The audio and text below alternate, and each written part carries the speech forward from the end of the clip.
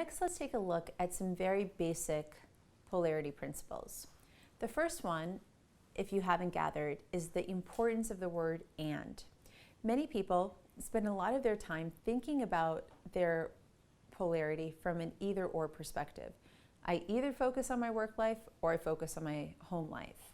I either focus on my needs or other people's needs. That doesn't work. And the key in polarities is we use and instead of or.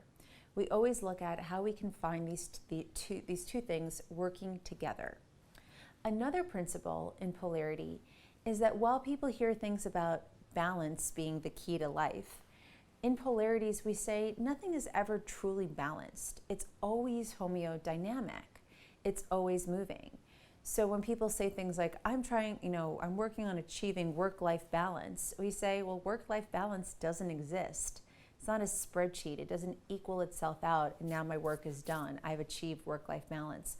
Work-life balance is something you're constantly doing, constantly working at it. So we say, instead of trying to achieve a balanced state or a state of wellness, we look at how do we build well-being, being, a way of being, something that's constantly moving. So I think Einstein was really onto polarities when he said, life is like riding a bike. The key is you just have to keep moving. So the idea of moving through polarities is what's really, really fundamental.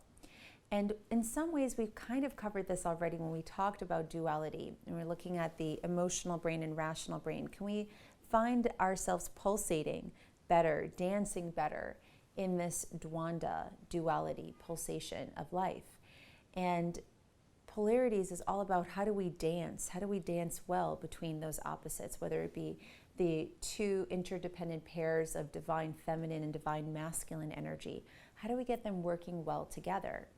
And so when you put this principle of and, not or, but and, into polarities, we see that we shift the focus of the situation. So for example, should our organization's strategy be grounded in reality or having an aspirational vision? The polarity there would be reality and vision. Do we focus on what we're doing, or do we get grandiose and dream? Well, if you only do one to the neglect of the other, you don't thrive. But when you can do both, you do. Should I focus on my work or take care of my life at home?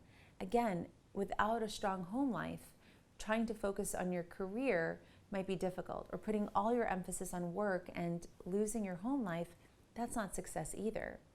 Does a company take care of employees' needs or customers' needs? Well, if you do all of your emphasis on just customer needs and you don't take care of your employees, you're not going to thrive. If all you do is try to tend to your employees and you lose track of your customer, you're not going to thrive. Does an organization or a person focus on data, or do they trust their gut? Well, if you never put in the raw data and you just go with gut, your gut choices may not be so accurate.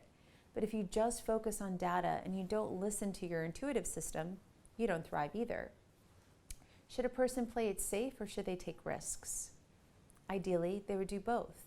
Because if you only play safe, you limit yourself. If you're overly risky and you don't think about precautions, you also limit yourself. But when you can do both, not either or, but both together, it's the and, then you thrive. And I already gave the example. Is it better to inhale or to exhale? Well, clearly you can't just do one. You have to do both.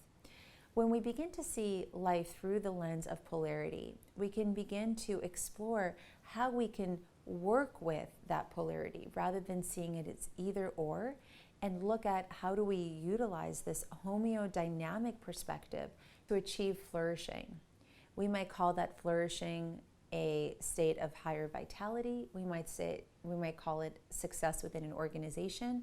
The thing I love about polarity is the model I'm going to give you is not just going to help you think differently about these interdependent pairs. It's actually going to give you a strategy of what to do about it and actually how to work with these. So let's get started.